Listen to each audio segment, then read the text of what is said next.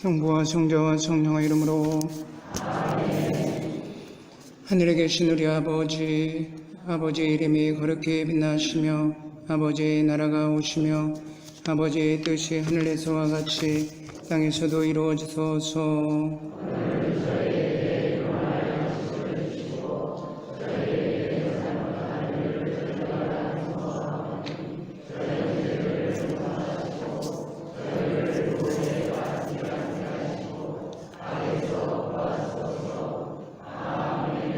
은총이 가득하신 마리아님 기뻐하소서. 주님께서 함께 계시니 여인 중에 복되시며 태중의 아들 예수님 또한 복되시나이다.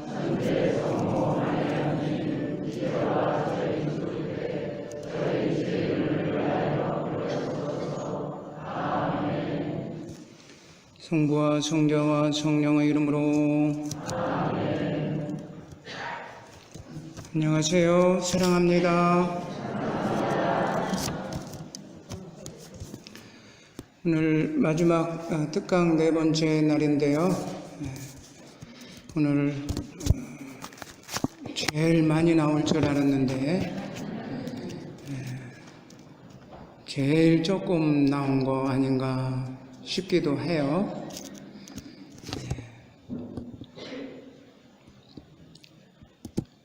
다른 사람이 할 때는 안 나오면 안 되니까 그나마 제가 할 때 안 나오려고 많은 사람들이 기다렸나 봐요.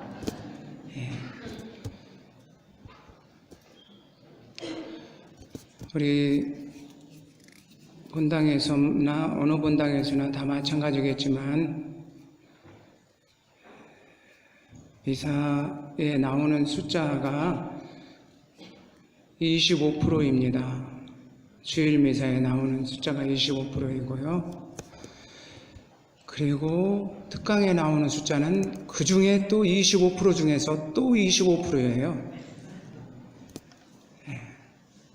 1000명 중에 4000명 중에 주일 미사 나오는 숫자가 1000명입니다. 1000명 중에 또 25%, 아까 25%라고 그랬죠? 250명 나오면 많이 나와요. 그런데 여기는 4번째 저희 특강은 가장 적게 나와도 상관없다 싶어서 제일 적게 나왔는데 200명도 안 될 것 같아요. 대충 제가 세보면 한 100, 평일 미사, 10시 미사, 10시 미사도 10시 미사에 150명, 160명 나오는데 한 많이 돼야 150, 60명이에요 지금. 딱 보니까.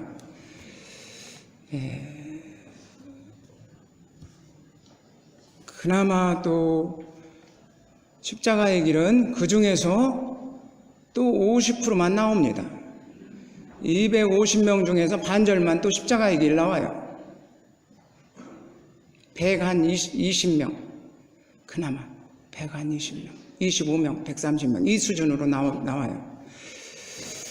이것은 하느님께서 그렇게 불러주시니까 그렇게 나오는 거지, 여러분들이 아까 제가 말씀드린 것 제가 하니까 안 나와도 되니까 하는 것은 이건 좀 농담이고, 저는 무시를 받아도 좋으니까, 박해를 받아도 좋으니까 저는 상관없어요.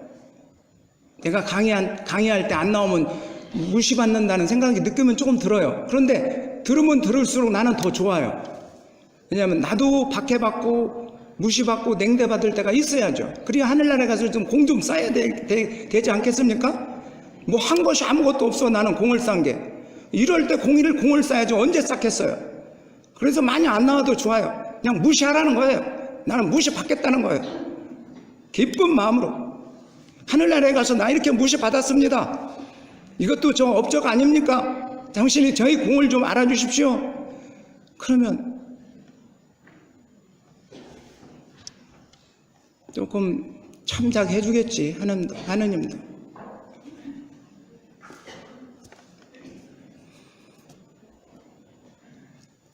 하느님께서 부르심을 받아야 미사도 나올 수 있고 특강도 나올 수 있고 십자가의 길도 나올 수 있습니다. 그런데 2000년 전에 하느님은, 예수님은 우리에게 무슨 말을 해주셨냐면, 가진 사람이 더 갖고 못 가진 사람은 있는 것마저 빼앗긴다라고 했어요. 그 말씀이 지금 우리들이 현상을 보면 딱 맞아 들어가요.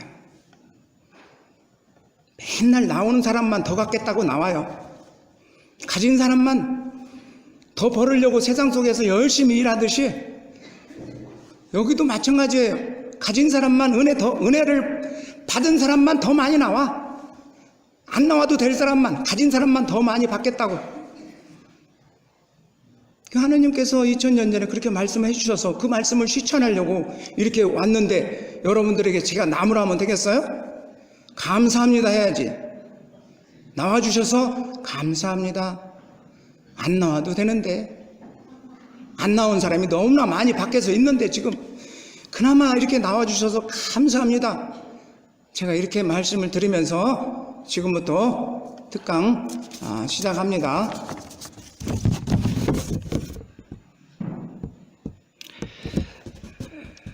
제목으로 여러분들에게 알려드린 것처럼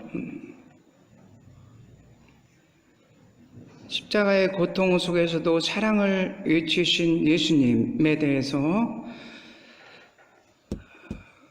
십자가에 매달려서 그분이 우리에게 말씀해 주신 7번의 그 말씀을 통해서 제가 여러분들에게 묵상한 것을 나눠보도록 하겠습니다. 첫 번째 말씀입니다. 우리가 방금 십자가의 길을 끝냈는데 십자가상에 못 박혀서 매달리신 그때부터 7마디를 하시면서 돌아가셨어요.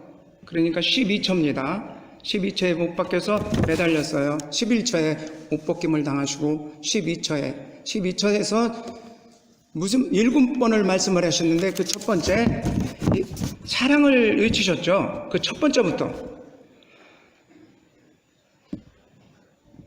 누가복음 23장 34절의 말씀입니다. 아버지 저들을 용서해 주십시오.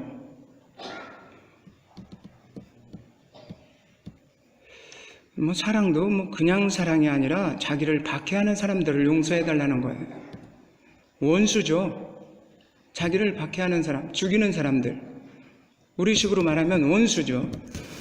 원수까지도 예수님은 용서해 달라고 외치시면서 사랑을 하셨습니다.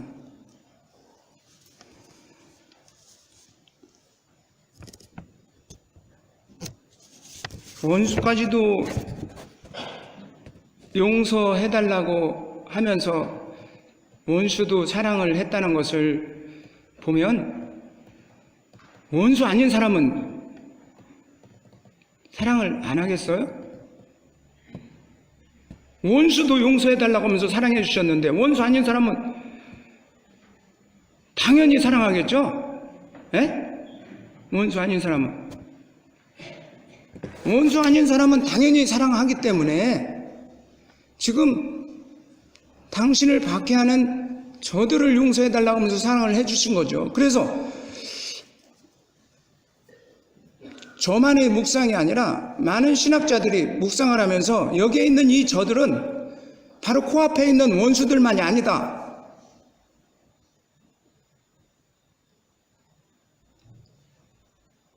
원수 아닌 사람도 다 포함된 저들이다라고 이렇게 해석을 하고 있어요. 저는 여기에 동감하면서 오히려 여기에 포함된 범위를 더 넓혀서 한번 제가 묵상을 해본 적이 있어요. 이 강의를 준비하기 위해서 물론 묵상을 해봤지만 지금의 우리들까지 다 포함된 저들이다. 아니, 지금 2000년 동안 태어나서 예수 그리스도를 믿었던 모든 사람들 다 포함한 저들이었다라는 것을 제가 알 수 있었어요. 어디 그뿐입니까? 아직 태어나지 않은 사람도, 종말 때까지 태어나서 이제 죄를 짓는 모든 사람들, 그 사람들도 다 포함해서 여기서 예수님이 용서하면서 돌아가셨구나, 십자가상에서.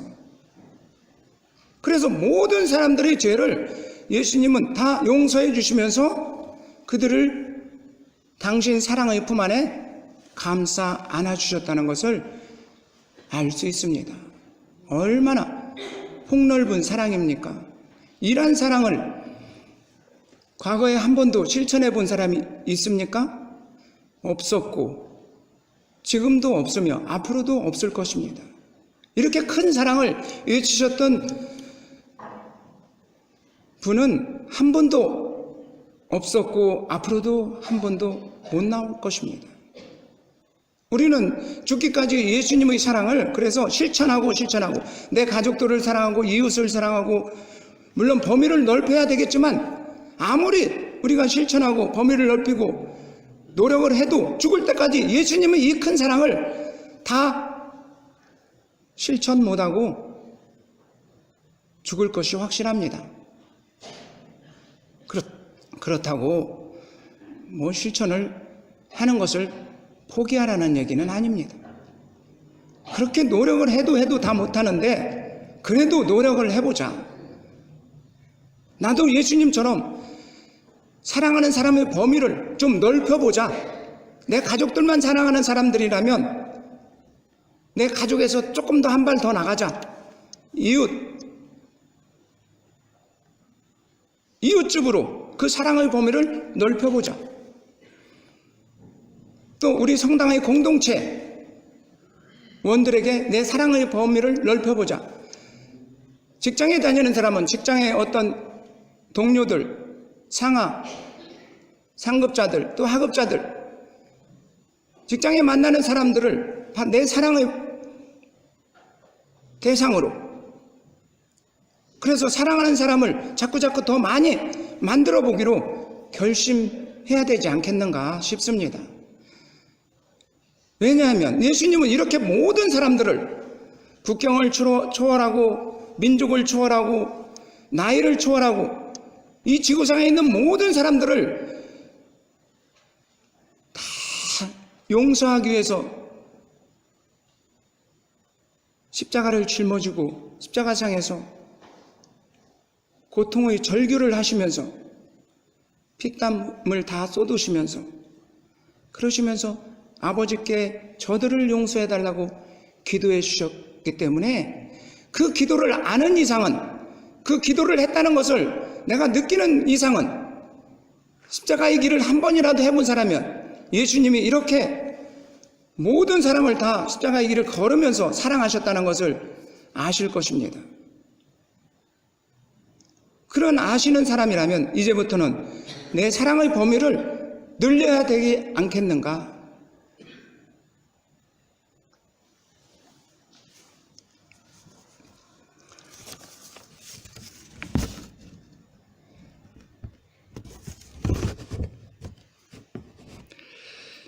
첫 마디부터 이렇게 예수님은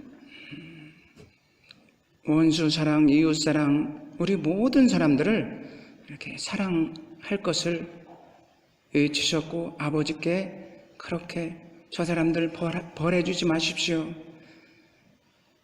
내가 저 사람들을 위해서도 죽습니다. 그렇게 말씀하신 이상 아버지께서는 벌을 안 내리실 것입니다. 아들을 희생시켜서 그 사람들이 죄의 대가로 희생시키면서 아들을 벌해 주셨는데 누구를 또 벌하겠습니까?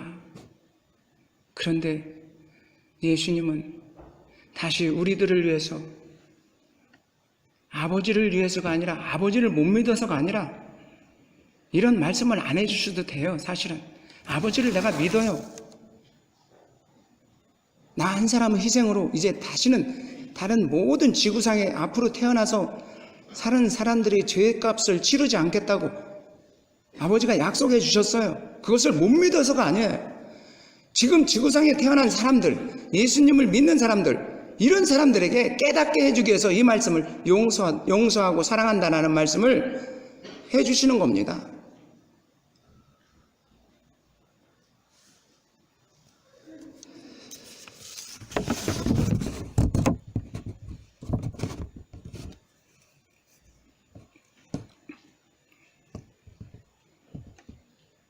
두 번째는요, 누가복음 23장 43절의 말씀입니다. 두 번째 말씀은, 내가 진실로 너희에게 말한다. 너는 오늘 나와 함께 낙원에 있을 것이다. 이 말씀은 십자가상에 매달려 있는데 왼쪽 도둑, 오른쪽 도둑 사이에서 예수님이 해주신 말씀입니다. 왼쪽 도둑, 좌도둑은 좌도라고 하는 예수님을 믿기는커녕 오히려 시험을 합니다. 네가 하나님의 아들이면 유다인들처럼 너도 내려와서 살려고, 너 자신을 살리고 나도 좀 살려줘라. 그러면 내가 믿겠다. 왼쪽 도둑은 그렇게 말했는데 오른쪽 도둑은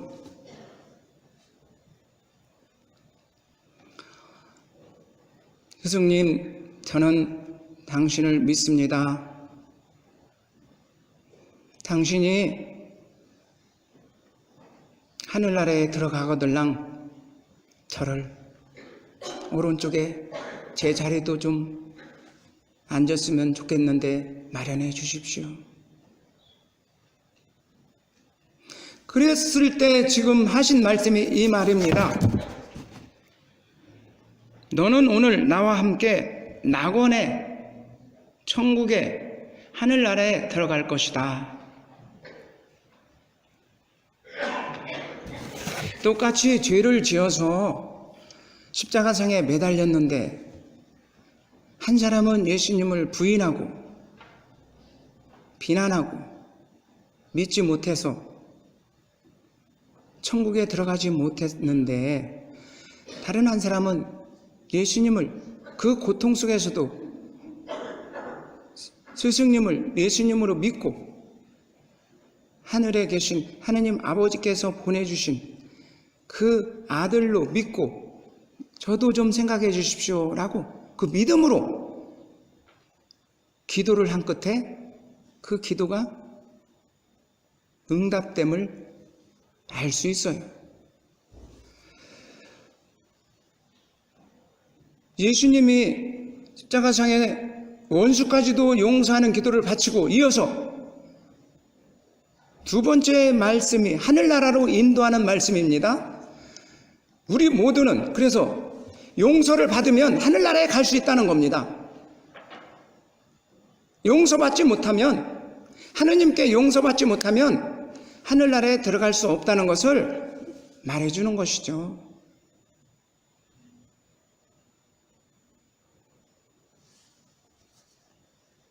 우리는 물론 십자가상에 같이 예수님과 함께 있던 좌도나 우도는 아닙니다. 그렇지만 우도처럼 예수님을 우도처럼이 아니라 우도만큼만이 아니라 우도보다 더 큰 뜻으로 예수님을 받들어 공경하는 사람들입니다. 그런데 우도도 천국에 들어갔다면 우도도 우리는 뭐 못 들어가겠습니까? 우도보다 더 예수님을 더 잘 알고 예수님을 더 잘 받들고 공경하고 하나님이 보내주신 아들로서 우리가 믿고 그분께 지금까지 그분이 주시는 영적인 양식을 수천 번, 수만 번 먹은 사람인데 우리는 하늘로 못 가겠습니까? 가겠죠? 근데 왜 이렇게 대답이 이렇게 조금 이렇게 약해요? 네? 여러분들 군인이 아니라서 그렇군요. 군인이 아니라서. 그럼 저 총대 매주고 저 엠봉산 한번 뛰어갔다 오라고 시킬까요? 총대 매주고 선착순 한 10명 시킬까요? 군인이 아니라서 그렇죠.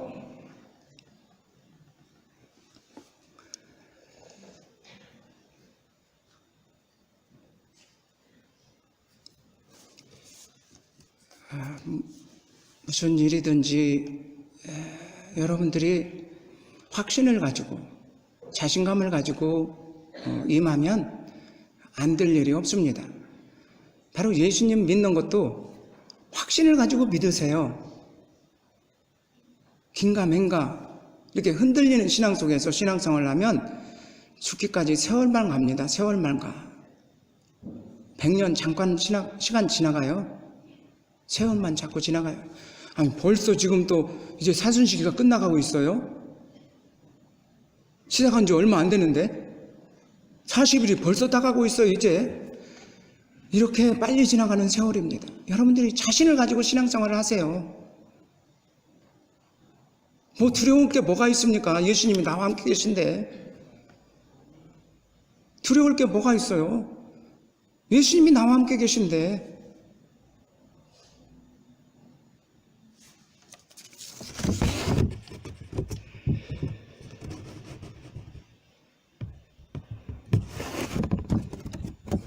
우리가 신앙생활을 하는 이유는 하늘나라 가기 위함입니다. 하늘나라 있다는 것도 여러분들이 아마 믿으실 거예요. 제가 이제 안 물어봅니다. 어차피 대답이 현찮은 거 아니까 시간만 낭비되고. 하늘나라 있다는 거 여러분들이 확실히 아실 것입니다. 그런데 향해 아시는 거, 확실히 아시는 걸 더 그 확실성을 내가 99%에서 100%로 옮기셔야 해요. 50%에서 60%로, 60%에서 70%, 70%에서 80% 이렇게 그 확실성을 자꾸 늘려나가야 돼요. 그래야 신앙이 깊어집니다. 100% 확실성을 가지고 죽는 사람은 천국을 들어갑니다. 그런데 그 확실성을 한 50%에서 반절 1% 못 미치는 49% 가졌잖아요. 50%에서 49% 확실성을 가졌으면 하늘나라 못 들어갈 수도 있어요. 지옥이나 연옥에 들어갈 수도 있어요. 자기가 믿는 데에 따라서 믿음의 확실성에 따라서 그렇게 가게 되어 있습니다. 믿음의 확실성에 따라서. 여러분들은 지금 우드도 하늘나라에 갔다는 걸 지금 확실히 알았잖아요. 그러면 나는 우드보다도 더 큰 믿음을 가지고 있는데 우드보다도 예수님을 나는 더 잘 알아. 확실하잖아요. 그것만큼은 확실해요. 저도 여러분들에게 그것만큼은 제가 확실하다고 말할 수 있어요. 우드보다도. 그런데도 이렇게 대답이 현찮은 걸 보면 제가 그렇게 확실하게 생각하는 것만큼 자신에 대해서 확실하게 생각하는 건 좀 떨어지는 것 같아요. 그래서는 안 되겠다. 제가 안타까우니까 이런 말씀을 드리는 거예요. 저는 확신하는데 여러분들이 자신에 대해서 자기 하늘나라 가는 것을 확신하지 못하면 조금 안 된다. 좀 늘려나가야 된다. 이 확실성을. 그래야 하늘나라 가죠. 우리가 신앙생활하고 이 땅에 사는 목적은 결국 예수님 안에서 행복하게 살다가 하늘나라 가는 것이 목적입니다. 이게 이 땅에 우리를 하느님께서 이 땅에 내어주신 목적이에요. 이 목적대로 우리는 살아갈 수밖에 없어요.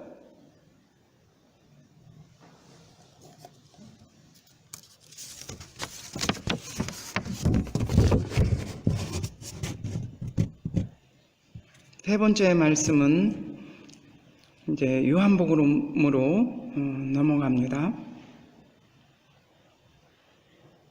참고로 제가 이 요한복음에 대해서 말씀을 드리면 요한복음은 다른 공간복음에서처럼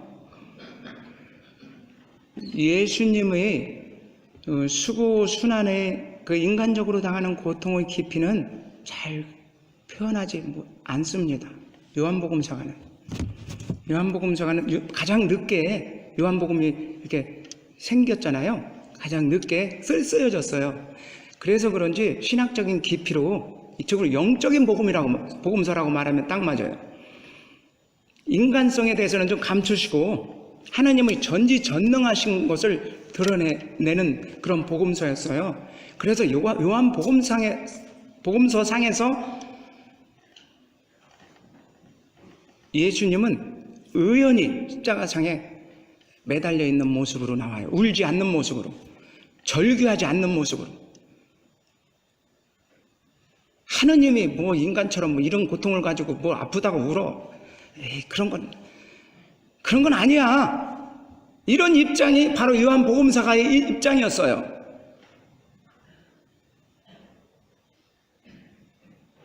그런데 다른 복음, 공간복음이라고 말하는 마르코, 마테오, 누가 이 복음에서는 하나님도 인간으로 오셨으니까 철저히 고통도 느끼셨고 음식도 먹었고 술도 마셨고 담배 얘기는 안 나오는데 담배도 있다면 담배도 폈고 아마 그랬을 거예요. 아마 그 당시에는 담배가 없었나 봐.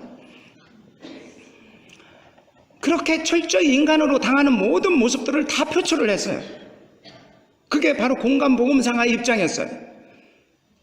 하나님도 인간으로 오셨으니까 인간이 당하는 모든 면들 다 똑같이 느끼고 음식을 먹고 마시고 또 기쁘게 웃고 또 슬픔이 있으면 울고 이렇게 하나님의 그 전지전능하신 하나님을 감추지 않고 전지전능하신 하나님이 인간의 약한 모습으로 오셔서 우리 인간들과 이렇게 똑같이 당하셨다는 것을 드러내 보이는 그런 관점에서 복음서를 썼기 때문에 공간복음상에서 십자가상의 예수님은 철저히 절규도 하고 하나님 왜 저를 보내셨습니까?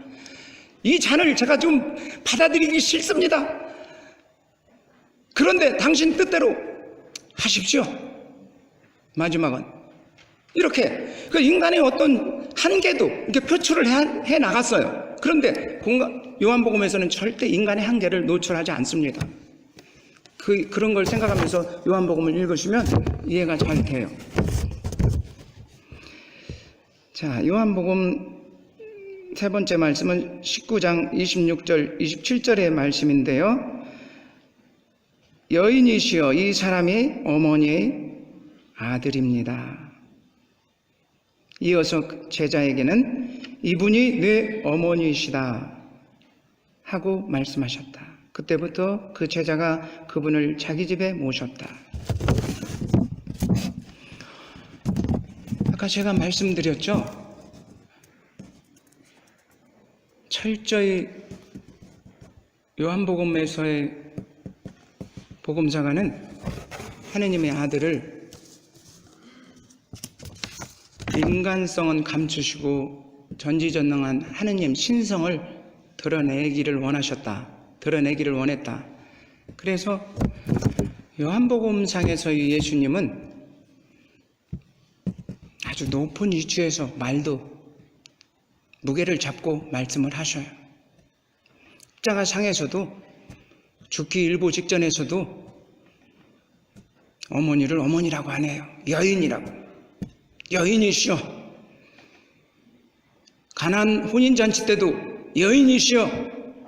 술 떨어졌다고 어머니가 그러니까 여인이시여. 그 술 떨어진 것과 제가 무슨 상관이 있나이까. 아주 혼내는 듯한 무게를 잡는 이런 예수님 상을 보여주고 있어요. 그러니까 요한복음상에서 십자가상의 말씀마디는 고통은 전혀 안 느끼는 것처럼 아주 여유를 가지고 여인이시여 옆에 있는 사람이 이제 당신의 아들입니다. 그리고 제자에게는 어머니 앞으로 내 대신 잘 모셔라 이렇게 말씀을 하십니다. 어머니는 속으로는 어머니니까 겉으로 말은 여인이라고 말을 해도 속으로는 어머니는 어머니잖아요. 그러니까 마지막 그렇게 제자들에게 부탁을 합니다. 제자에게, 사랑하는 제자 요한에게.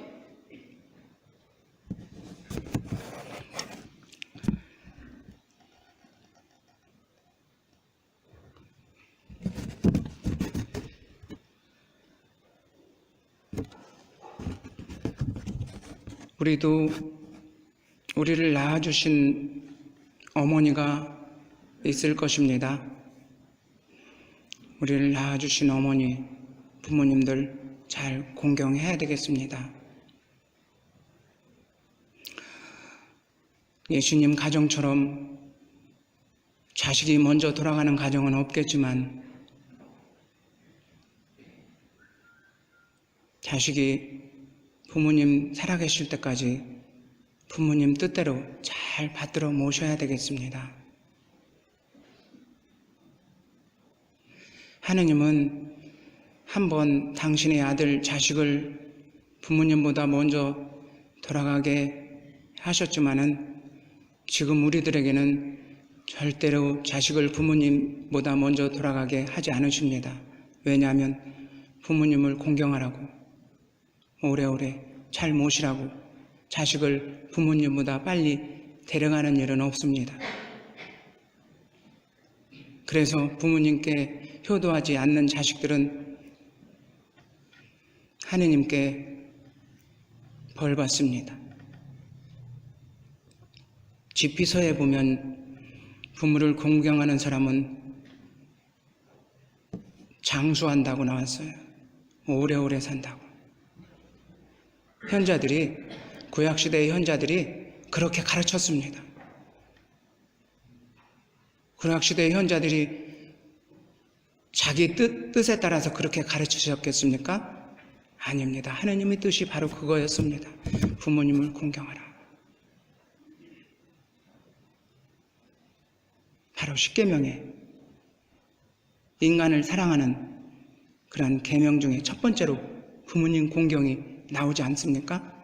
네 번째로 십계명 중에 네 번째부터 인간을 사랑하는 그런 계명이에요. 세 번째까지는 다 하느님 사랑이고, 인간을 사랑하는 계명에서 여섯 가지 인간을 사랑하라는 계명인데, 이 여섯 가지 계명이 그 중에 첫 번째로 나오는 게 부모님 공경하라는 거예요.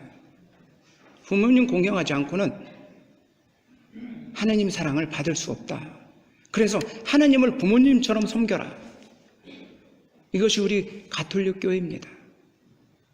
하느님을 부모님처럼이 아니라 부모님을 하느님처럼 섬겨라. 조선시대에 왜 그 선구자들이, 배운 사람들이, 실학자들이 천주교를 받아들였냐면 바로 이것 때문에 받아들였어요. 십계명 중에 가장 인간을 사랑하는 계명 중에 첫 번째가 부모님 공경이 나왔어요. 조선시대는 부모님을 신처럼 받아들였던, 제사를 지면서 받아들였던 그런 생활 아닙니까? 그런 시대 아닙니까? 그런데 우리 천주교에서도 부모를 사랑하는 이런 계명이 첫 번째 있다는 것을 보고 깜짝 놀랐어요. 그래서 이 천주교는 정말 받아들일 만하다. 우리 선구자들이, 조선시대 실학자들이, 선구자들이 그렇게 최초의 천주교를 그래서 받아들인 겁니다. 부모님을 하느님처럼 모셔라. 부모님의 뜻을 절대로 하느님의 뜻대로 받아들이고 살아야지. 부모님을 이겨먹으려고 하면 안 된다, 자식이.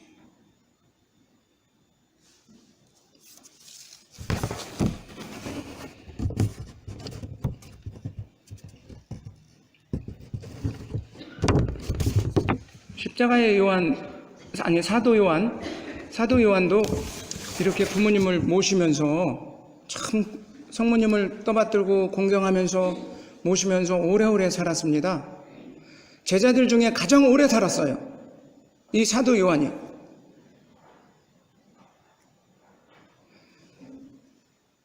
당연히 하느님께서는 다른 제자들보다 오래 살게 해주셔야죠.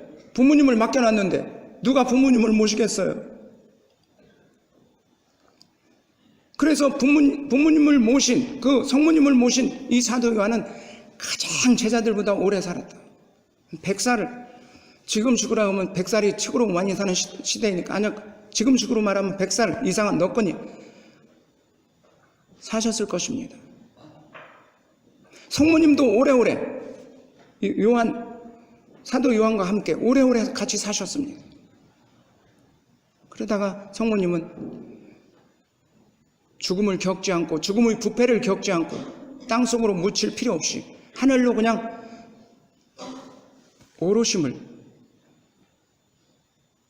그러한 오르심을 받는 천상의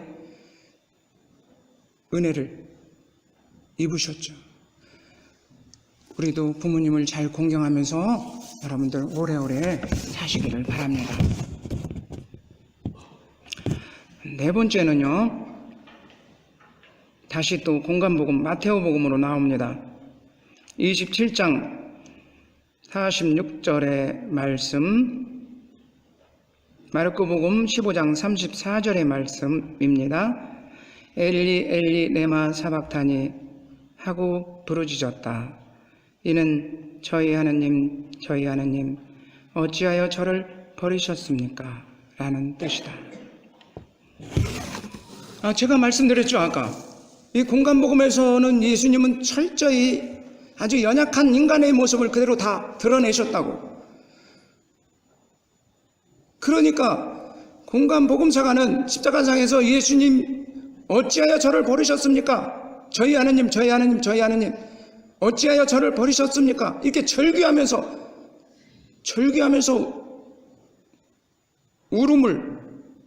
울음으로 눈물로 이렇게 절규하면서 호소하는 이 장면까지 과감히 드러냅니다.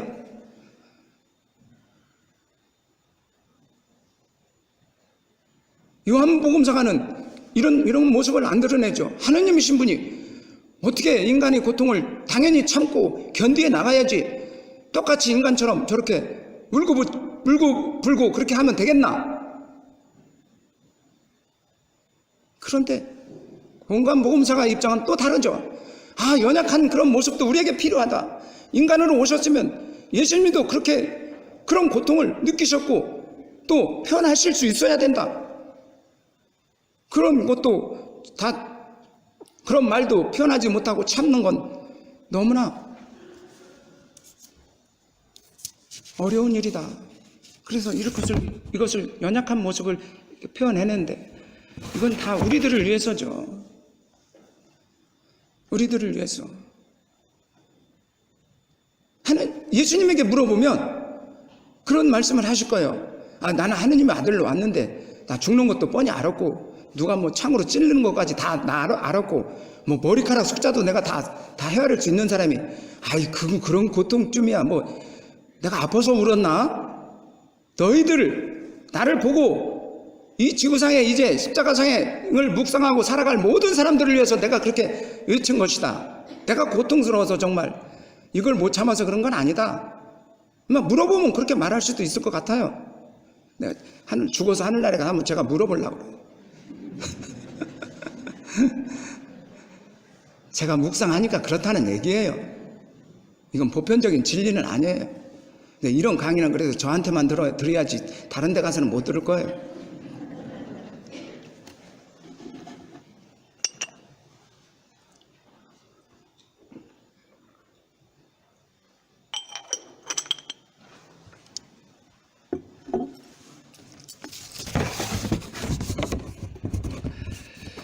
그도 그럴 것이 우리 교회가 인정하는 모든 그 교리적인 측면에서 예수님을 바라보는 입장은요, 신성과 인성을 두 가지 다 인정하는 것입니다.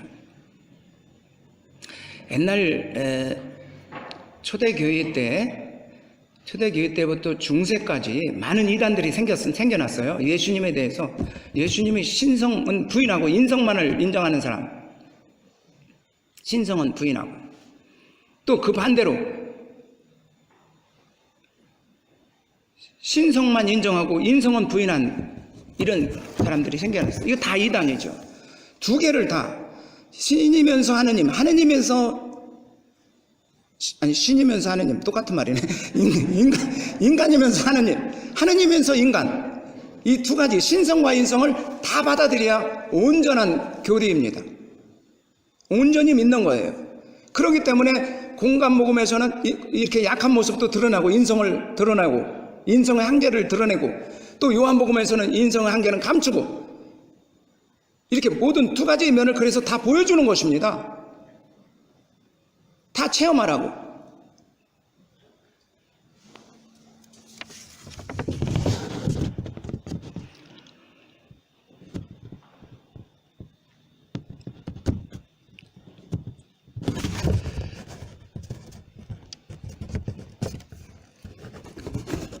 예수님이 한번 생각해 보십시오.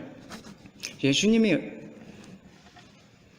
아버지께 버리셨다고 믿었겠습니까?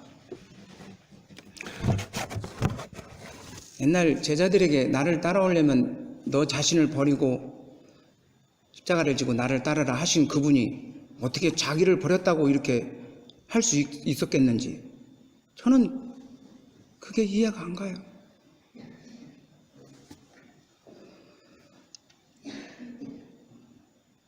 저는 그래서 좀 점수를 주고 싶다면 요한복음사가의 입장에 좀 점수를 더 주고 싶어요.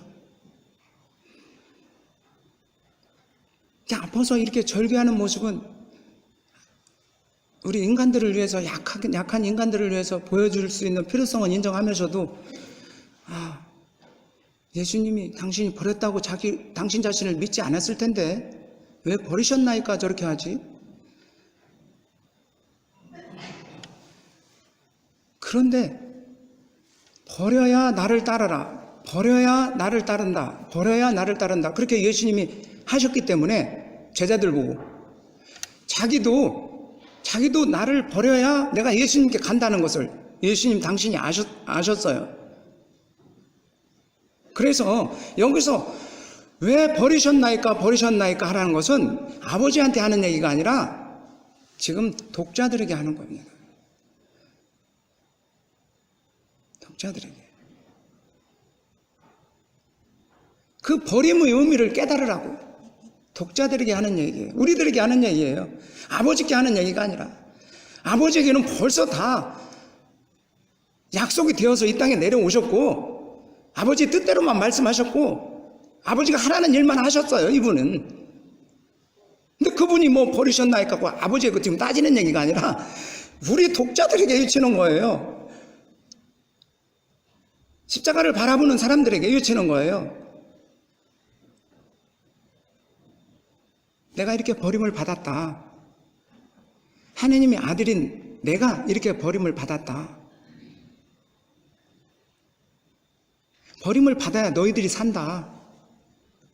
이것을 깨닫게 해주기 위해서. 그래서 이렇게 외친 겁니다. 그래서 여러분들 버림을 받아야 여러분들 자신들도 무시와 냉대를 받아야 여러분들 가족을 살리고 이웃을 살린다는 것을 우리에게 깨우쳐 주시는 겁니다. 저는 이런 묵상을 통해서 깨우침을 받았기 때문에 그래서 무시받고 냉대받는 것이 이렇게 좋구나 하는 것을 제가 느껴서 아까도 그렇게 말씀드리는 거예요. 제 강의 때 한 2명만 나와도 좋겠어요. 제 강의 때 나는 그만큼 무시를 받으면 받을수록 더 하나님께 내가 버리면 받으면 받을수록 하나님께 더 가까워지고 하나님께 가서 받을 상이 더 크기 때문에 나는 그걸 내가 안 이상은 내가 조금 나왔다고 여러분들에게 불쾌한 얼굴을 하고 정말 아까 말씀하신 것처럼 대답이 적다고 총대 메고 저 행봉산 10바퀴 돌게 하고 그렇게 할 필요가 없어요. 오히려 더 고마워요. 더 고마워요. 내가 무시받으면 무시말해서 더 고마워요. 이것이 바로 예수님께서 네 번째 말씀에서 우리가 깨닫게 해주는 은혜입니다. 왜 저를 버리시나이까? 예수님이 왜 했는지 이 의미를 깨달으면 우리는 앞으로 버림받아도 내가 상처 안 받아요. 나를 누가 무시해도 내가 상처 안 받아요. 고맙습니다. 무시해 주셔서 이렇게 말하죠. 이게 바로 예수님이 말씀해 주신 진면목입니다. 왜 저를 버리시나이까? 나도 이렇게 버림받았다. 너희들 그거 버림받은 거 가지고 그렇게 상처받고 그렇게 꽁하고 있느냐? 다 녹여버려라. 나의 십자가상의 버림받음으로 그거 다 녹여라. 가져와라. 그런 뜻이 되는 거죠. 여러분들 살아가면서 가정에서 직장에서 이웃 간에 말 한마디 잘못하고 실수로 말 한마디 잘못 나올 수도 있고 또 상대방의 또 잘못된 말 한마디로 상처받고 쉽게 우리는 꼬꾸라지고 그러잖아요. 자, 앞으로 그럴 필요 없어요. 그러지 마세요. 엘리 엘리 네마 사박타니, 예수님이 하신 이 말씀을 기억하세요. 버려져야, 내가 버림을 당해야 이 세상 사람들이 산다라고 말한 예수님이 그 말씀을 늘 잊지 마세요. 그래서 누가 나를 무시하면 내가 무시받아야 너희들이 산다, 이렇게 생각하세요. 가족의 식구들 간에도 마찬가지입니다. 더 마찬가지죠. 그 가족의 식구들. 누가 상처 주는 말을 해도 그것 때문에 꼬치꼬치 따지지 말고 그냥 받아들이세요.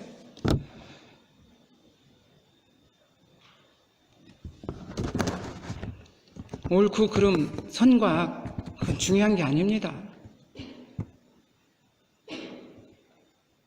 우리 교회 안에서는요, 선과 악이 중요한 게 아니라 의인과 죄인이 중요한 겁니다. 죄인이 되느냐 의인이 되느냐, 이 두 길밖에 없어요. 선인이 되느냐 악이 되느냐, 이건 신경 쓸 필요가 없어요. 이건 세상 사람들이나 신경 쓰는 거예요. 선과 악의 주인은 하나님이십니다.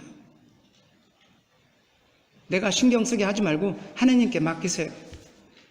내가 주인 되려고 하지 마시고, 선과 악의 주인은 하나님이시오. 태초 때부터 에덴 동산에서 아담과 이브가 살 때, 야, 이건 선과 악을 분간하는 나무인데 이거 따먹지 마, 그렇게 자세하게 설명을 해줬으면 안 따먹었을 텐데, 이 가운데 하나 나무만 따먹지 마 이랬어요. 그러니까 뱀이 다시 유혹을 했잖아요. 이 가운데 나무는 하나만 따먹지 마라고 했냐? 아니야. 이 가운데 나무 따먹어. 선과 악을 알아서 너도 하느님처럼 그렇게 눈이 밝아져서 모든 것을 다 볼 수 있어. 따먹어.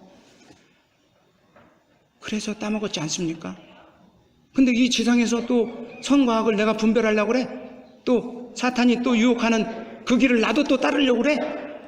그러면 안 되는 것입니다. 철저히 선과 악은 이제 하느님께 맡겨드려야지. 그 주인이 하느님인데 내가 또 선악과를 따먹으면 안 되죠. 그래서 여러분들은 내가 의인이 되는 길로 갈 것이냐, 죄인의 길로 갈 것이냐, 이 둘 중에 하나만 선택하면 됩니다.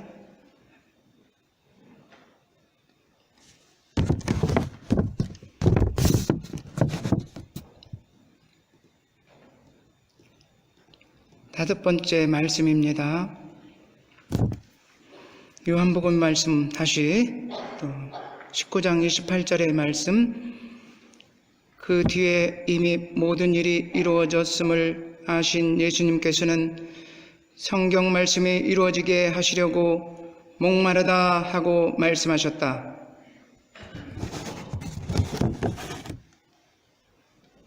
성경 말씀이 이루어지게 하려고 목마르다 하고 말씀하셨대요. 그러면 진짜로 목마른 것이 아니죠. 성경 말씀이 이루어지게 하려고 목마르다 그랬으니까 진짜로 목마른 거 아니잖아요. 여기서 제가 진짜로 목마르다는 의미는 육적인 의미를 말하는 거예요. 육적으로. 공간복음사가가 표현을 했다면 아마 육적으로 목마르다라는 의미도 그냥 철저히 인간의 한계도 과감히 표출을 하고 싶어 했으니까 육적으로 목말랐다라는 의미로도 받아들일 수 있겠지만, 이건 요한복음사가가 지금 쓰고 있어요. 아까 제가 말한 것처럼 인간의 어떤 한계도 다 초월하고 요한복음사가에서 예수님은 진짜 하나님의 모습으로, 전지전능한 하나님의 모습으로 이 땅에 오셔서 지금 말씀하시는 거예요. 그래서 성경 말씀이 이루어지게 하려고 다 이루어졌다 이렇게 말씀하셨다고 표현을 한 겁니다. 성경 말씀은 뭡니까?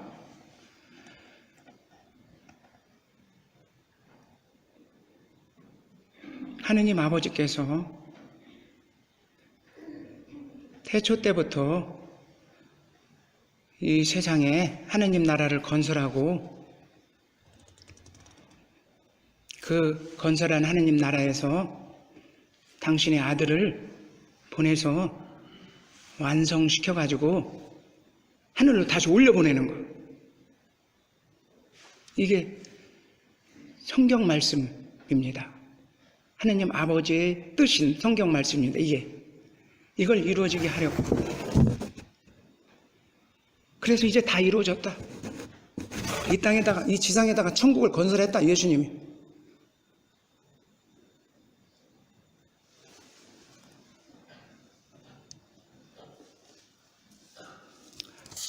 다 이루어졌다라는 이 말은 히라보 말로 테텔레스타이라는 말인데요. 테텔레스타이라는 말은 수동태입니다.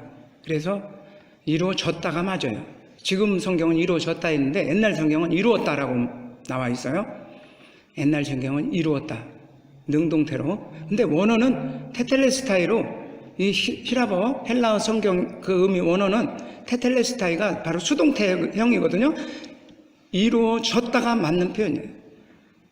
그런데 이루었다라는 말도 의미는 있어요. 의미가 전혀 없는 말은 아닙니다. 오히려 의미로 따지면 이루어졌다보다 이루었다라는 표현이 또 정확할 수도 있겠다 생각이 들어요. 의미로 따지면 테텔레스타이라는 이 단어의 어원을 살펴보면 네 가지가 있다고, 그 당시에 이 어원을 이렇게 네 가지 의미로 사용을 했다고 하는데요.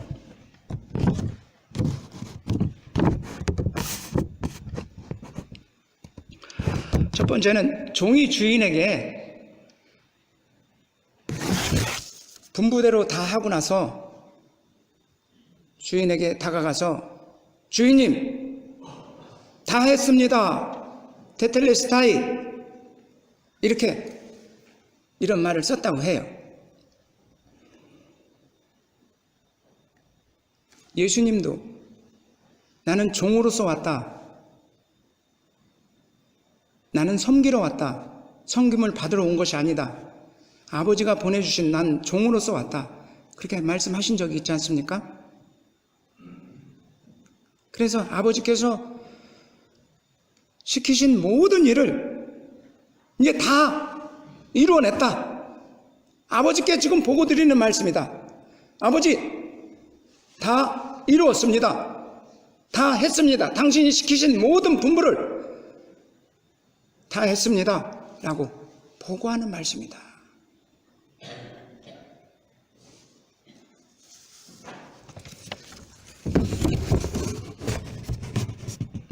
두 번째는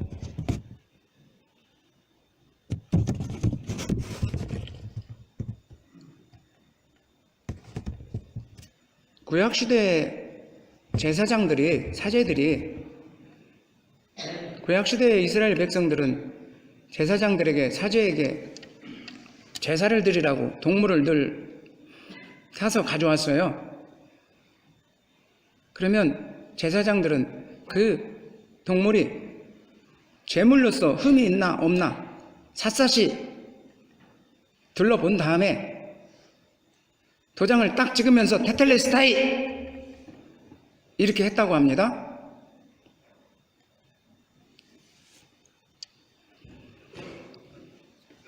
이 말씀을 예수님한테 적용해 보면 예수님이 우리 희생 제물로 이제 구약시대의 동물을 더 이상 살라바치지 않게 당신 자신이 희생 제물로 왔는데 내 제물이 흠이 없고 결이 없다, 완전한 아버지께 바쳐질 완전한 희생 제물이다 하는 것을 암시해주는 말로서 테텔레스타이, 흠이 없는 제물입니다, 이런 용어를 썼다고 해요.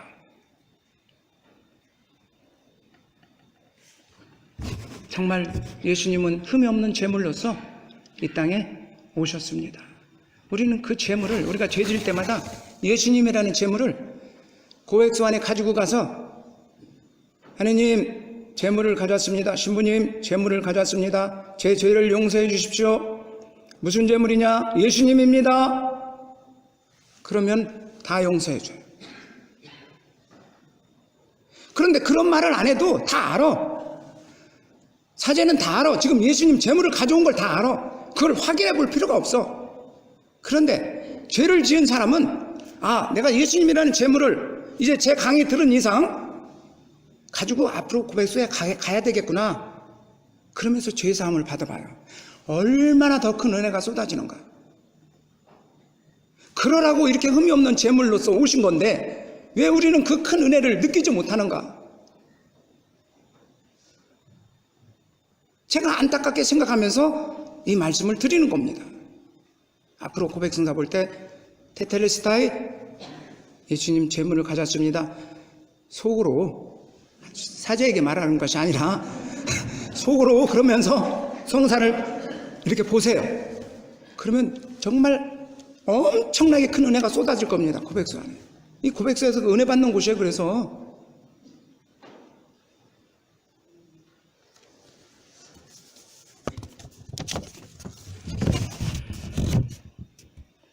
두려워하지 마시고 걱정하지 마시고 예수님의 제물을 가지고 가셔서 기쁘게 고백성사를 보면서 은혜 받으시는 여러분들 되시기 바랍니다.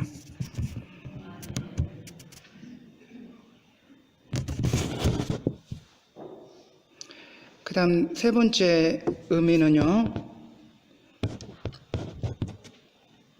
예술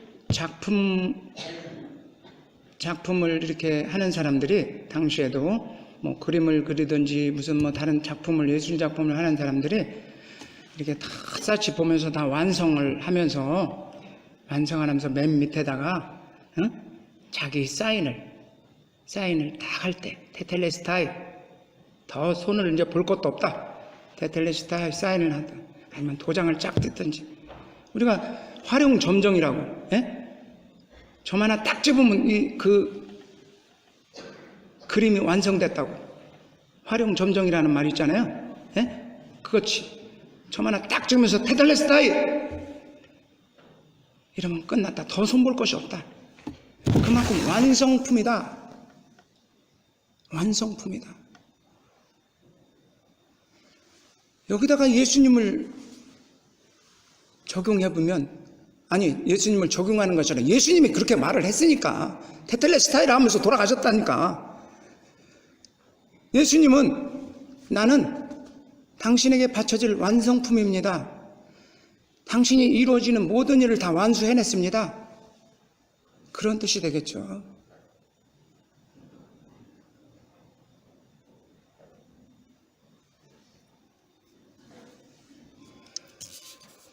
그래서 하늘나라 갈 수 있게 준비를 다 시켜놨어요. 이 땅에다 하늘나라도 건설했지만 우리 마음속에 예수님이 믿는 모든 사람들의 마음속에 제자들의 마음속에 예수님을 믿는 모든 사람의 마음속에 그 옛날 제자들에게 하늘나라가 여기 있다 저기 있다 해도 너희들은 믿지 말아라. 하늘나라는 보이는 모습으로 오지 않는다. 하늘나라는 너희들이 나와 함께 있는 동안에 너희 마음속에 있다. 이렇게 말했잖아요. 그래서 우리 마음속에 하나님 나라를 확실히 건설해 주었잖아요. 그래서 이 하나님 나라를 이제 아버지께 보고 드리는 거예요. 다 제가 이루어냈습니다. 이 지상에다가 당신이 건설할 하나님 나라를 이 지상에다 다 건설하고 저는 이제 이 지상을 떠납니다.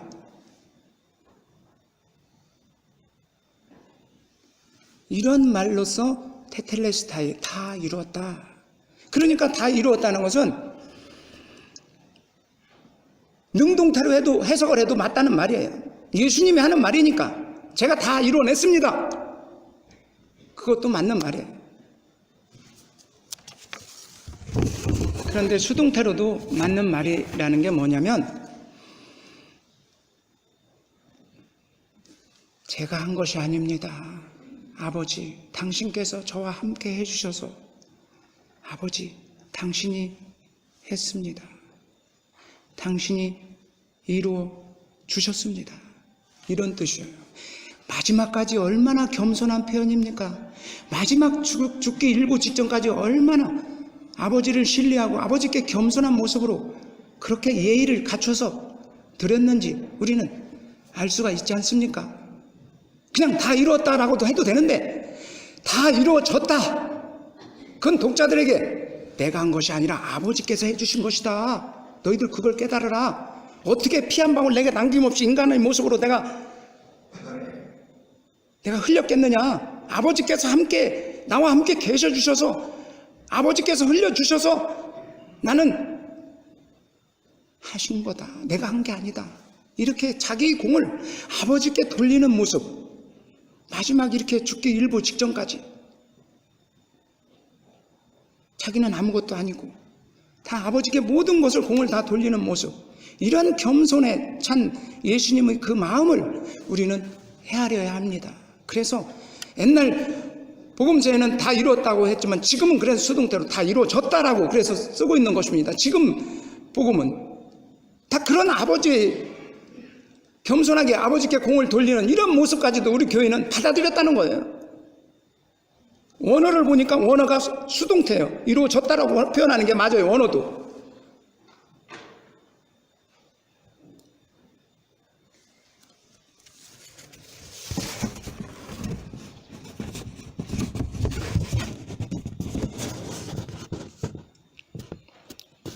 여기서 예수님이 또다시 그 겸손에 찬 모습을 우리는 볼 수 있어야 하겠습니다. 우리 자신도 칭찬받을 때, 내가 한 것이 아니라 하느님께서 나에게 역사해 주셔서 내가 그렇게 했어, 하느님께 영광 돌리는 그러한 삶을 여러분들도 늘 하시면 아버지께서 정말 찬양받고 영광받고 기쁘실 것입니다. 우리는 하느님 아버지를 기쁘게 해야 되고 하느님 아버지를 영광받게 해야 됩니다. 예수님도 제자들에게 요한복음 17장에서 그런 말씀을 하셨습니다. 아버지, 이제 제가 다 이루었습니다. 제가 당신의 영광을 위해서 이 땅의 모든 일을 다 이루어냈습니다. 아버지, 당신께서 영광 받으십시오. 그리고 저 또한 영광을 받게 이 제자들에게 하나된 모습으로 이제 이 제자들이 살아가야 될 텐데, 서로 일치해서 하나된 모습으로 분열되지 말고 이렇게 살아서 이 제자들을 통하여 저도 영광받게 해주십시오. 이렇게 아버지께 기도한 적이 있습니다. 거기하고 연관시켜보면 이게 지금 다 이루어졌다라는 말이 딱 맞다라는 것을 알 수 있죠.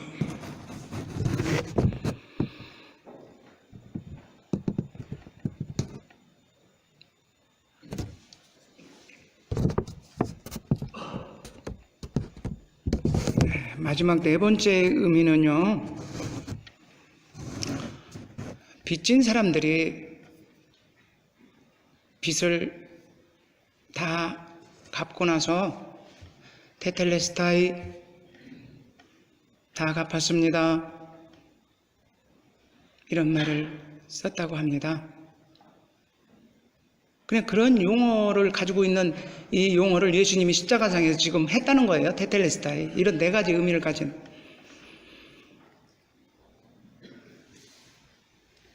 예수님은 우리 죄값을 다 지불했습니다.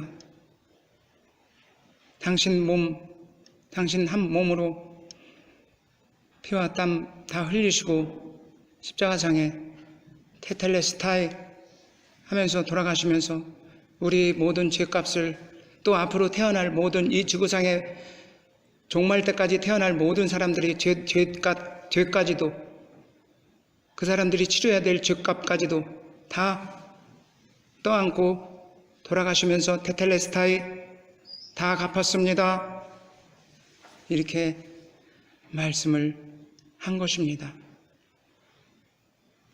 예수님이 죄값을 다 치러주셨어요. 우리는 늘 죄를 져도 다시 오뚜기처럼 일어나서 기쁘게 신앙생활을 하고, 예수님이 재물을 가지고 죄값을 다 치러주셨는데 그 재물을 가지고 고백소 안에 들어가기만 하면 무조건적으로 자제는 죄를 다 사해 주시는데, 얼마나 기쁘고 은혜롭게 신앙생활 해야 되는지 한번 생각해 보십시오. 앞으로 그런 예수님이 큰 깊은 은혜를 이제 깨닫지 못했다면 오늘 저의 이 말씀으로, 이 강의로 여러분들이 그 큰 뜻을, 예수님이 그 재물의 큰 뜻을 여러분들이 깨닫고 앞으로는 적극적인 그러한 신앙생활을 또 기쁘게 확신에 차서 그렇게 해주시기를 바랍니다. 자, 마지막으로 7번째 말씀입니다. 다시 공간복음 누가복음 23장 46절의 말씀입니다. 예수님께서 큰 소리로 외치셨다. 아버지, 제 영을 아버지 손에 맡깁니다. 이 말씀을 거두시고 숨을 거두셨다.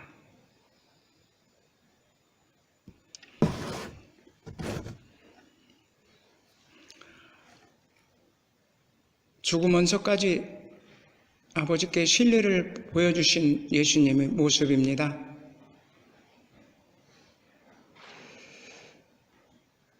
자기를 죽음으로 버림받게 놔두신 그 아버지께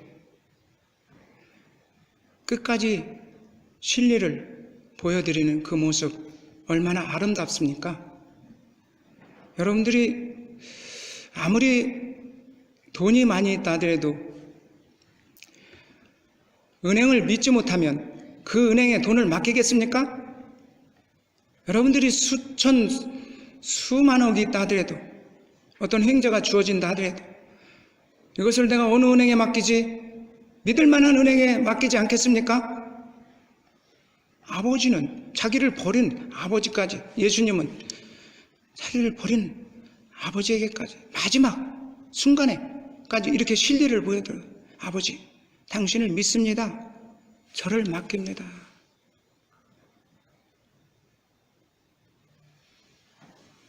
자기에게 상처를 준 사람에게 여러분들 그런 말을 할 수 있어요? 자기에게 버림받은 무시한 말을 한 사람에게 나는 너를 믿는다 이런 말을 할 수 있겠어요? 나도 같이 무시하는 말을 같이 해야지 속이 시원하죠. 그런데 예수님은 아버지께 마지막 순간까지 믿음을 보여드리고 신뢰하는 이러한 모습은 바로 우리 예수님을 믿으며 살아가는 모든 사람들을 위해서 해주시는 말씀이라고 저는 그렇게 봅니다. 우리들도 예수님처럼 나를 배반하는 사람, 무시하는 사람들, 상처를 준 사람들 보복하지 말고, 오는 말에 내가 상처를 받았다면 내 가는 말은 상처 주는 말을 하지 말고 좋은 말을 해줄 수 있을 때, 그럴 때 바로 우리는 예수님을 닮아가는 그러한 사람으로 변화된다는 것입니다.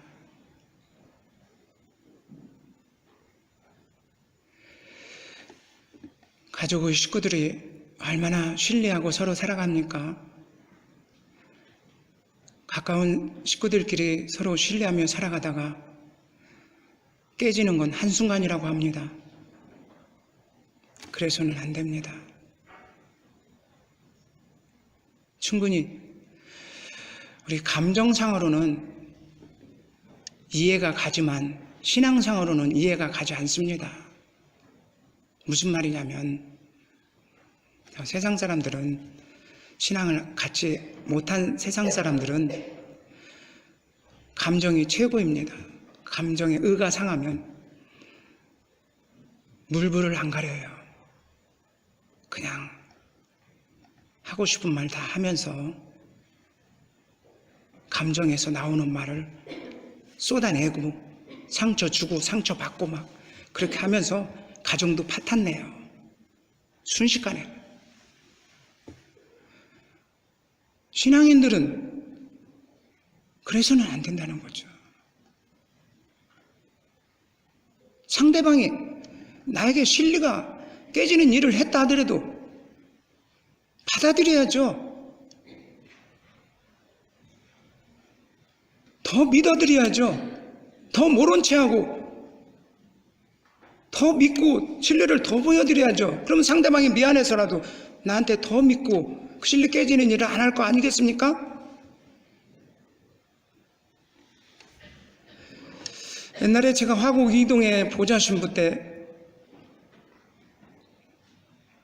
어떤 형제님이 저한테 찾아와서 동네에 사는데 제가 참 고민하다가 신부님 상담 좀 하려고 찾아왔습니다. 제 아내가 개신교에 다니는데 형제님은 개신교 우리 성당 다닙니까? 아닙니다. 저는 아무 데도 안 다닙니다. 개신교에 다니는데 부정을 저지르는 것에 대해서 어떻게 생각합니까?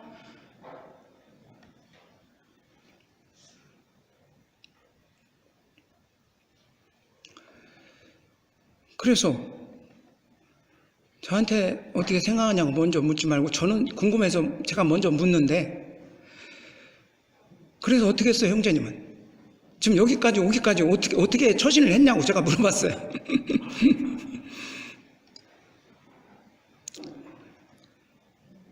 제가 부정을 확실히 했는지 안 했는지 어떻게 아냐고. 그러니까 자기가 확인을 했대요. 아내 차에다가 뭘 이렇게 다는 것이, 행선지를 뭐 이렇게 다는 게 뭐가 있나 봐요. 부착하는 게 있나 봐요. 그러면 다 이렇게 어디를 가는 것이 다 이렇게 알 수 있대요. 그걸 보고 알았다는 거예요.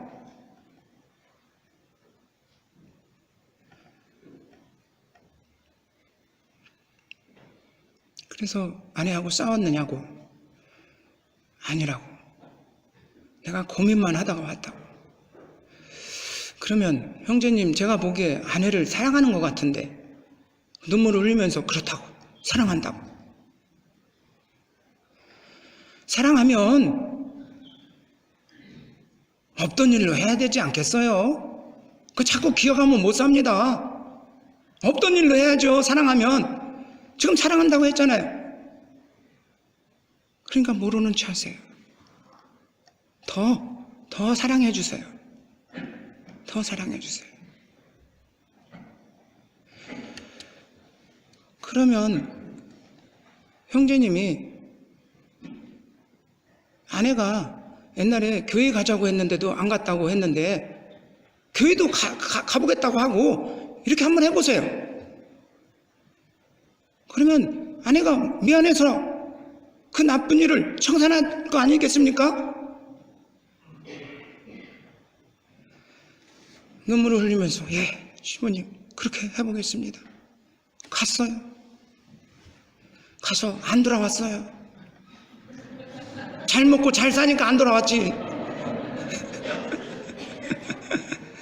잘 먹고 잘 사니까 안 돌아왔지.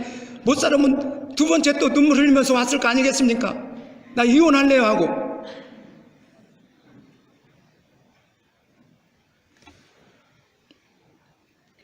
이렇게 신뢰를 보여드리는 모습, 예수님이 왜 마지막까지 아버지께 그렇게 버림을 받으면서도 마지막까지 신뢰를 보여드리냐? 바로 우리 인간들을 위해서 이렇게 살아가라고. 여러분들 가족의 식구들까지 상처 주는 사람들 더 많이 용서하고, 더 없었던 일로 빨리빨리, 나쁜 일은 빨리빨리 잊어주고 그렇게 살아가야 하느님의 은혜와 사랑이 흘러 넘친다는 것을 예수님이 보여주시기 위해서 마지막까지 아버지 제 영을 당신의 손에 맡깁니다 하면서 신뢰를 보여드렸다는 것, 여러분들 잊지 마십시오. 꼭 기억하십시오. 이렇게 십자가상에서 예수님은 극도로 고통의 무게를 당하면서도 그 고통의 무게를 우리 인간을 위해서 다 당하시고, 아버지께서는 또 버림을 당하시면서도 우리 인간을 위해서 또 다시 아버지께 신뢰를 보여드리는 이러한 모습을 하신 예수님, 그 예수님을 늘 기억하세요. 일상생활에 그 예수님을 늘 함께 하세요. 그러면 어떠한 일이 주어져도 여러분들의 모든 고통과 모든 어려움을 다 이겨낼 수 있는 힘과 능력을 주실 것입니다. 그런 능력으로 여러분들 앞으로 신앙생활을 적극적으로 하시기 바랍니다. 1시간 넘었는데 끝내겠습니다. 네, 부족한 강의 들어주셔서 감사합니다. 영광이 성부와 성자와 성령께 주님께서 여러분과 함께 전능하신 천주 성부와 성자와 성령께서는 여기 모인 모든 이에게 강복하소서. 주님을 찬미합시다. 하느님 감사합니다. 감사합니다.